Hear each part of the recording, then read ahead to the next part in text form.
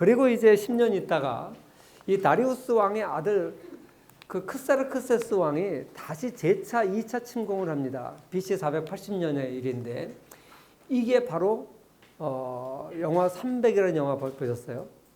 300.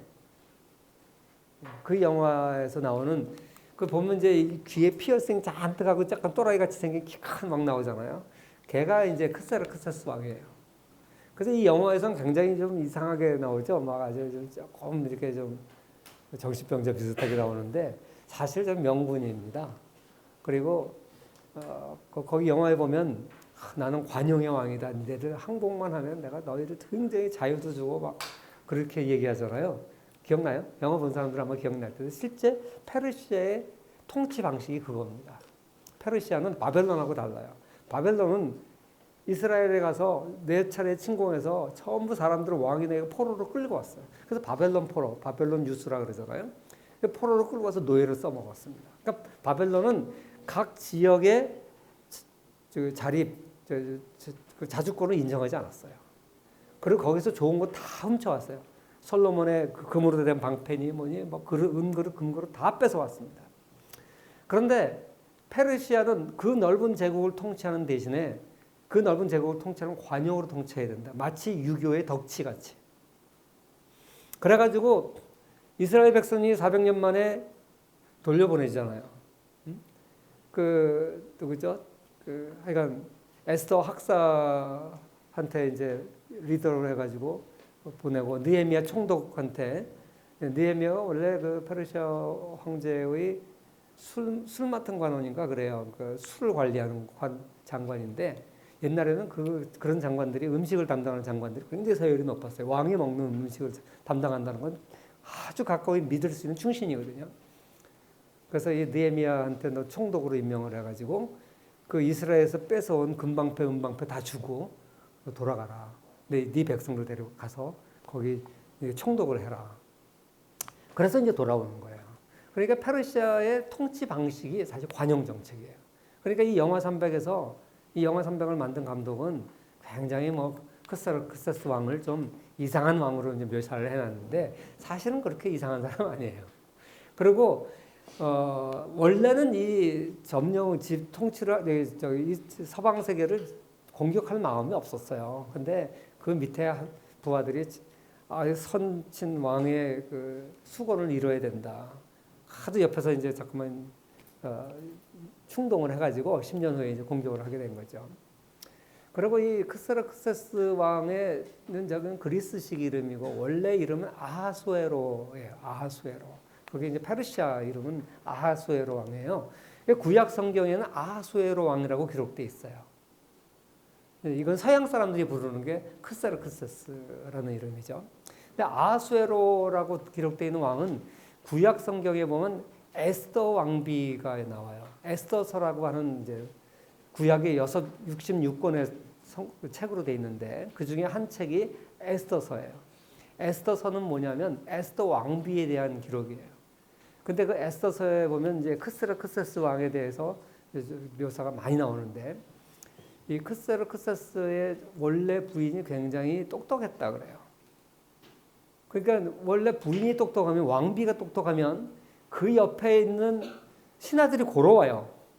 왕이 좀 멍청해야 신하들이 편해. 근데 워낙 왕비가 똑똑하니까 신하들이 왕비를 제거하려고 그랬어요. 근데 이 크사르크세스 왕이 젊었을 때는 뭐 연회를 1년 365일 중에 180일을 벌이고 막 워낙 큰 제국을 다스리고 워낙 큰 많은 조공이 들어오니까 부가 얼마나 넘쳤는지 그렇게 이제 막 하니까 왕비가 옆에서 조언을 한 거예요. 그러지 마라. 그럼 나라가 거들난다. 황제가 똑바로 정신을 차리지 않으면 이게 다 영향을 미친다. 그러니까 옆에서 있는 간신배들이 이게 싫은 거예요. 그런데 이제 왕이 하루는 거나하게 이제 술을 취하고 기분이 좋았는데 사신이 왔을 때 왕비의 아름다움을 자랑하고 싶어서 왕비를 이제 나오라 그런 거예요. 자랑하려고. 근데 왕비가 이제 그렇게 오랫동안 연애를 베풀고 국고를 탕진하니까 반대를 했기 때문에 화가 나서 안 간 거예요. 그러니까 이제 이때 딱 간신들이 들고 들어가가지고 야 왕이시여 왕이 명령을 했는데 왕비라 할지라도 이걸 어기면 굴령이 쓰지를 않는다. 그러니까 저 왕비를 처형해야 된다. 그러니까 이 크세르크세스 왕은 사실 왕비를 되게 사랑했어요. 그렇게 자랑할 정도로 왕비를 아꼈는데 그러니까 죽일 수는 없는 거고. 근데 하도 옆에서 그러니까 왕비를 패했어요. 그러고 나니까 이제 왕비가 없으니까 외롭잖아요. 쓸쓸하고.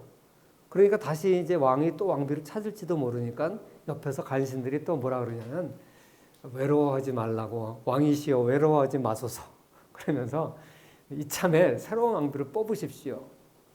근데 이미 그 전에 왕비가 너무 이쁘니까 안 되니까 미스 페르시아 대회를 여소서. 그래서 최고 미인을 왕비를 맞이하면 될 거 아니냐. 이 남자들이 다 이 미색이 좀 약해요. 그래가지고 오케이 그러면 그렇게 하지. 그래서 전국에 페르시아가 통치하는 전역에 명을 내려서 각 지역의 수령들한테 이쁜 여자를 전부 다 보내라는 거야. 그래가지고 그 중에서 미스 페르시아를 뽑아서 정부인으로 삼고 거기서 차점자로 떨어지는 사람들은 궁녀가 되는 거야. 그래가지고 각 지역에 이제 이쁜 사람들을 미스 페르시아 후보 선발 대회를 하는데 이 에스더는 이스라엘의 포로예요. 이스라엘의 포로는 모르드게라는 그 삼촌이 에스더의 아버지는 아마 돌아 죽은 모양이고 삼촌이 거둬준 딸인데 이 지역에서도 이제 에스더도 이제 선발이 된 거예요. 후보로. 그래서 이제 모르드게가 삼촌이 에스더한테 너 가면 절대 너 유태인이라는 거 얘기하지 마라. 그게 이게 성경에 나오는 얘기예요. 역사서기 때문에. 그러니까 이 소리는 뭐냐면 이미 페르시아에도 상당 부분 유태인들이 돈을 많이 벌었고 실세였어요. 왜 그러냐면 유태인들은 어렸을 때부터 성경을 성인식할 때 성경을 통째로 한 권을 외워야 돼요. 그러니까 성경이 창세기, 출애굽기, 뭐 창세기는 40몇 장인데 굉장히 길어요. 그거 한 권을 어떻게 외우냐고. 근데 성인이 되려면 자기가 마음에 드는 거 하나 골라서 다 암송을 해야 돼. 그러니까 유태인들은 무조건 다 문맹자가 없어요. 숫자를 셈할 줄 알고. 그러니까 어느 지역에 노예로 팔려가더라도 그 지역의 글을 금방 배워요. 그러니까 노예지만 유태인 노예들은 항상 셈을 할 줄 알고 글을 아니까 노예들의 집사가 되는 거야. 관리인이 돼요. 그거는 이집트에서 요셉이라고 하는 노예도 그래요. 나중에 총리 대신까지 올라가잖아요. 바벨론하에서 다니엘도 그랬어요. 총리까지 올라갔어요. 유태인들이 각 지역에서 또 그것 때문에 똑똑해진 거예요. 유태인들이. 그래가지고 유태인들은 부자가 되고 그러다 보니까 주변에 다른 사람들하고 다 질투를 받아요. 그래서 모르드게가 에스더한테 넌 절대 네가 유태인 출신이라는 걸 밝히지 마라.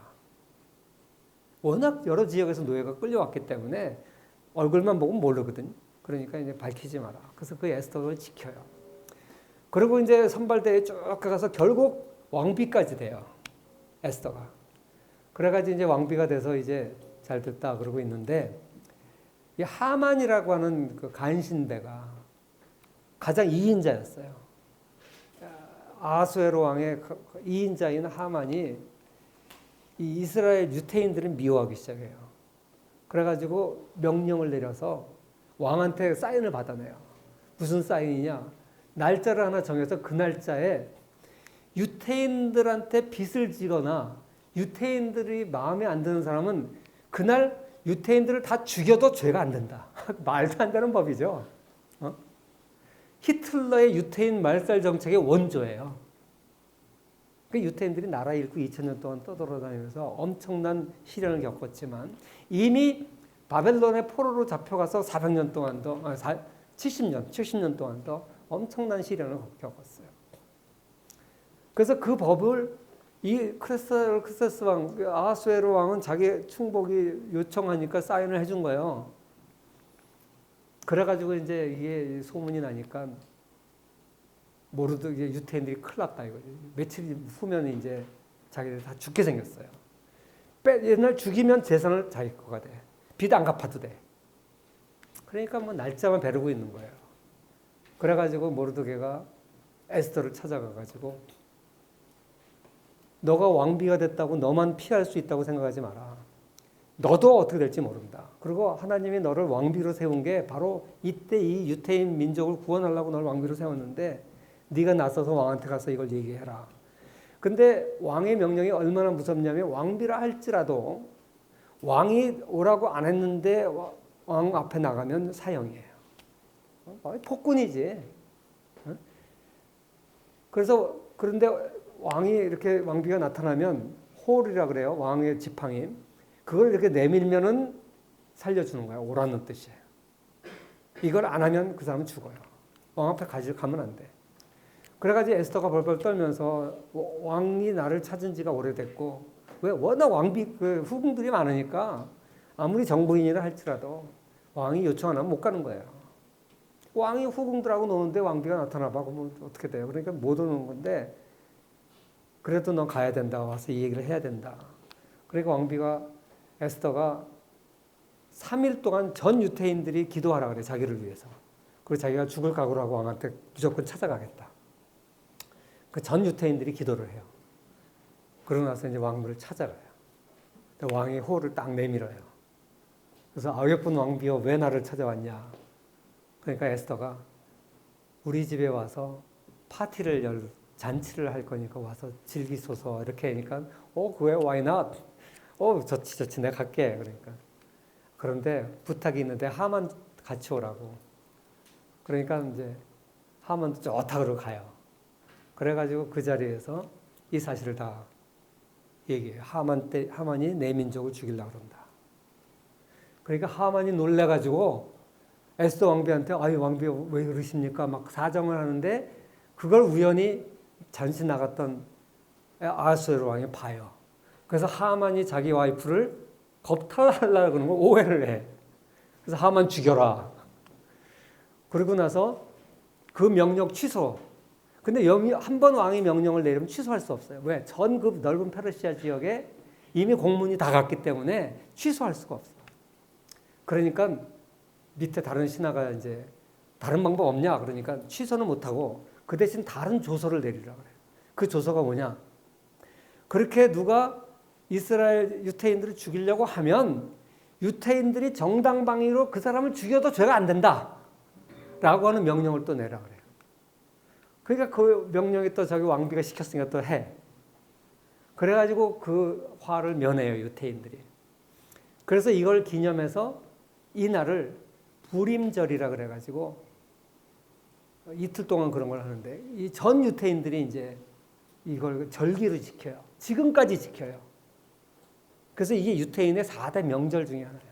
부림절. 이 부림절의 뿌리가 에스더 왕비고 바로 이 주인공이 에스더 왕비와 그 남편 크세르크세스 왕이에요. 성경에는 아하수에로 왕이라고 되어 있죠. 이 주인공인 크세르크세스 왕이 이제 그리스를 BC 480년에 침공해 온 거예요. 그래가지고 그리스 연합군은 아직 준비도 안 됐는데 엄청난 대군이 육로와 바다를 두 곳을 통해서 침공해 오니까 일단 저 해군들이 정박해서 그리스 아테네 지역으로 들어오려면 아주 좁은 지역을 통과해야 되는데 거기를 가가지고 스파르타 300용사가 막는 게 여러분들이 본 영화 300이라는 영화예요. 그 지역이 바로 테르모필레라는 지역이고 그래서 이 전쟁을 테르모필레 전쟁이라고 그래요. 이 영화에 보면 한 장면인데 이쪽은 바다고 이쪽은 산맥인데 그 산맥의 높이가 우리나라 백두산보다 2배인가 3배인가 높아요. 엄청나게 높아가지고 산으로 도무지 갈 수가 없고 이쪽은 바다고 그러니까 이 좁은 협곡으로 지나갈 수밖에 없어요. 그런 지역이 딱 한 군데인데 여기를 300용사가 지킨 거죠. 이건 거의 실화합니다. 이게 이 전쟁 장면을 기록한 게 역사학의 아버지라고 하는 헤로도투스예요. 헤로도투스는 원래 유태인입니다. 그러니까 유태인들이 글을 읽을 줄 알기 때문에 기록도 많이 하고 그랬어요. 그래서 역사학의 아버지라고 그러고 헤로도투스가 서양 최초의 역사책이기 때문에 그렇게 부르는데 이 헤로도투스의 책에 의하면 당시 크세르크세스가 동원했던 병력이 100만 대군이라 그러고 근데 100만 대국은 아니에요. 내가 여기 써놨나 모르겠는데. 사실 여기 자세히 읽어보면 해군 몇 명, 육군 몇 명, 보조병 몇 명, 몇 명에서 300만 몇십만이야. 어마어마한 병사예요. 그리고 그리스 연합군은 6천 명 정도 됐다. 이렇게 돼 있는데 오늘날 고고학자들은 저렇게 많은 건 과장이다. 헤로도토스가 좀 과장한 것 같다. 근데 읽어보면요, 과장 같지 않아요. 끝에 일자리 숫자까지 다 나와. 그러니까 하여간 어떤 게 맞는지 모르지만 그 어마어마한 병력으로 이제 쳐들어오죠. 그래서 이제 뭐 전쟁의 끝은 여러분 다 아시고, 그래서 그 그리스에 가보면 이거 내가 찍은 사진인데 곳곳에 레오니다스 그때 당시 스파르타 왕의 레오니다스의 동상이 곳곳에 있어요. 우리나라 이순신 장군만큼이나 많아요. 그러니까 이게 그리스에 지금도 아주 영웅입니다. 그래서 이게 벌거벗고 전쟁을 했기 때문에 다 벌거벗은 동상 모습이 이렇게 곳곳에 있어요.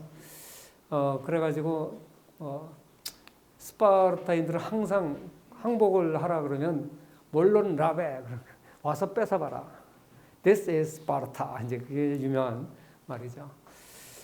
이 계곡이에요. 내가 여기 가서 내가 사진을 딱 찍었는데 이쪽엔 절벽이고 이쪽엔 바다고 이쪽으로 이제 부대가 들어온 거예요. 그 여기 동판이 있는데 동판에 뭐라고 써 있냐면 지나가는 자여 스파르타인에게 전하라. 우리들은 조국의 명을 받들어 여기 잠들어 놀아. 이게 영화 300 맨 마지막 장면에 저 자막이 나오거든요. 그게 여기 관광객들을 위해서 이게 그리스어로 현대 그리스어로 이렇게 써 있어요. 그리고 이제 이게 관광 팻말이 있죠. 그래서 그때 당시에 지도하고 어떻게 적군이 들어왔고 이게 역사적 사이트로 이게 다 있습니다. 그래서 이건 뭐 역사적 사실이고. 그래서 이렇게 그리스 지역은 아테네를 중심으로 한 지역과 스파르타를 중심으로 한 지역으로 나눠져 있었고 그 옆에 당시에 이제 페르시아가 쳐들어와서 두 차례 큰 전쟁을 했고 그 이후는 더 이상 쳐들어오지 않았어요. 그 이제 평화가 오고 나니까 그 다음에 어떤 일이 벌어지냐면 서로 지네들끼리 싸우는 거죠. 그래서 이 아테네를 맹주로 해서 200개의 도시 국가가 델로스 동맹을 구성해서 그리고 이제 스파르타는 펠로폰네소스 반도를 중심으로 해서 펠로폰네소스 동맹을 만들고 그리고 나서 BC 431년 그러니까 테르모필레 전투 후에 30년 후죠. 50년 후죠. 480년이니까 50년 후에 다시 이제 이 펠로폰네소스 전쟁이 벌어지는 거죠. 투키디데스가 펠로폰네소스 전쟁사를 썼는데 투키디데스 함정 뭐 이런 얘기도 정치사에서는 좀 유명한 얘기인데 여기는 뭐 경제사 얘기 시간이니까 생략을 하도록 하겠습니다. 그래서 이 펠로폰네소스 전쟁이 이제 맨 처음에 발생하게 된 것은 이제 멜로스 회담이 유명한데 멜로스 그러면 밀로의 멜로스 비너스 그 멜로스에서 발견돼 가지고 이제 멜로스 밀로라는 게 이제 멜로스를 말해요. 멜로의 비너스라 그러는데 이 비너스상 유명한 이제 조각가인데 이 비너스상을 만든 사람이 멜로스가 아니라 멜로스에서 발견이 됐기 때문에 멜로스 또는 밀로의 비너스라 그래요. 근데 이 멜로스가 어디에 있냐면 아테네 바로 밑에 있어요. 그런데 이 아테네 바로 코 밑에 있는 멜로스가 스파르타 편이야. 왜 미국 바로 코 밑에 있는 쿠바가 소련 편이었잖아요. 그래서 쿠바 미사일 사건 때문에 케네디 대통령 때 제3차 세계대전이 일어날 뻔했죠. 똑같은 상황이에요. 바로 아테네 델로스 동맹 코 밑에 있는 멜로스가 이게 스파르타 편이 되니까 아테네가 스파르타하고 전쟁하려면 먼저 멜로스를 쳐야겠다. 그래서 이제 멜로스하고 전쟁을 하게 되는데 그때 이제 맺은 회담이 멜로스 회담이에요. 그래서 이게 오늘날 최초의 외교 문서라 그러고 이게 아테네는 강대국이고 멜로스는 약소국이에요. 강대국과 약소국 그 사이에 가장 유명한 이 정치 회담의 원형으로 이제 오늘날에도 유명하죠. 아무튼 이렇게 그리스는 스파르타와 아테네로 나눠서 저 펠로폰네소스 전쟁은 결국 스파르타의 승리로 끝나요. 그래서 스파르타가 승리하는 바람에 그리스 문명이 쇠퇴하게 되는 거죠. 그리고 그리스 문명이 쇠퇴하면서 등장한 게 알렉산더예요. 사실 알렉산더는 그리스 반도 북쪽에 있었던 마케도니아라고 하는 도시 국가에 필립 2세가 있었는데 이 필립 2세가 이 정복왕이에요. 주변 지역을 다 점령해서 점점 넓은 지역이 확대가 됐어요. 그래서 이 필립 2세의 아들이었던 알렉산더는 와, 아버지가 저렇게 전쟁을 해서 다 점령하면 내가 점령할 곳이 없는데 어떡하나 막 그럴 정도로 이 전쟁을 좋아했던 청년이었는데 갑자기 필립 2세가 죽어요. 그래가지고 전쟁에 이제 정복 전쟁을 나가기 시작하는데 자기 그 엄마 영화 알렉산더 영화 보시면 그 스토리 다 나와요. 한번 여러분들 공부하다 머리를 식힐 겸 볼 영화를 내가 그 알렉산더 영화도 아주 재밌습니다. 혹시 그 300 영화도 안 봤으면 한번 보시고 300은 후편이 있는데 후편을 보지 마세요. 후편은 재미 하나도 없어. 엉터리고 그거 보지 말고 1편만 보세요. 근데 이 알렉산더 영화 보면 이 엄마인데 엄마가 뭐라 그러냐면 그래 인생은 짧게 굵게 살아야 되는 거야. 네가 전쟁터에 나오면 죽겠지만 야 그런 엄마도 없어. 그러나 인생은 남자로 태어났으면 정복전쟁 가야지. 그래가지고 20살인가 출발을 하죠. 그래서 알렉산더가 이제 동방원정을 떠납니다.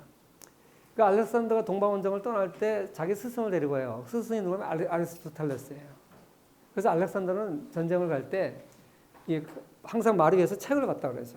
그래서 그거 흉내를 따라서 한 사람이 나폴레옹이에요. 그걸 알렉산더는 완전 도서관을 하나 끌고 다녔어요. 그만큼 책을 좋아했고. 그 알렉산더 하면요, 이 영화를 보면 진짜지 거짓말이에요. 모든 전쟁에서 맨 앞에서 싸워요. 그리고 적에서 자기보다 10배 많아서 싸워서 이겨요. 물론 이제 알렉산더가 그렇게 전쟁에서 이길 수 있었던 것은 그 긴 창이 있죠, 긴 창, 방패. 그게 이제 스파르타에서 배운 건데, 그 스파르타가 쓰던 그 긴 창과 방패 전략 전술보다 더 길게 창을 개발을 했죠. 그래서 그 전술이 최첨단 전술이었어요. 그래서 거기에 아무도 못 당했죠. 뭐 그런 이유도 있지만 아무튼 알렉산더는 이렇게 356년에 출발해서 323년까지 자그마치 23년 동안 전쟁만 하다가 죽은 사람이에요. 그래가지고 동방을 인도까지 점령을 하죠. 다 지배하고. 그리고 이제 갑자기 죽는 바람에 알렉산더의 그 밑에 휘하 장군 4사람이 4지역으로 나눠서 통치를 하게 되면서 이 서방 문명과 동방 문명이 합해서 소위 말하는 헬레니즘 문명, 서로 이질적인 문명이 합쳐지면서 더 문명이 발달해서 그걸 우리가 헬레니즘 문명이라 이렇게 부르죠. 지난번에 얘기했지만 역사가 티투스 리비우스가 로마사라는 책을 썼는데 이게 142권을 썼다 그래요. 근데 지금 남아있는 것은 뭐 한 35권 정도 남아있다 그래요. 그래서 뭐 몇 권이 남아있는지 몰라. 근데 이 사람이 그 알렉산더가 동쪽으로 안 가고 서쪽으로 갔으면 어떻게 됐을까? 이런 대체 그 상상을 해가지고 또 소설을 썼는데 대체 역사 얘기를 했죠. 근데 그 대체 역사에 의하면 그래도 로마는 못 이겼을 거다. 뭐 그렇게 얘기를 하는데 모르겠어요. 그리고 이 알렉산더와 로마의 명장들과 싸웠으면 누가 이겼을까? 이런 것들도 이제 전쟁 사가들의 아주 관심거리예요. 그런 여담은 나중에 시간 나면 하기로 하고 여기까지 이제 오늘 그리스에 대해서 살펴봤습니다. 오늘 서양 문명의 뿌리인 그리스, 민주주의를 일으키고 또 그런가 하면 또 오늘날 자본주의의 뿌리가 되고요. 반면에 스파르타는 오늘날 사회주의, 공산주의가 뿌리가 되는 이런 게 벌써 2500년 전에 지중해에 있었다. 이런 얘기를 얘기합니다. 오늘 여기까지 하겠습니다.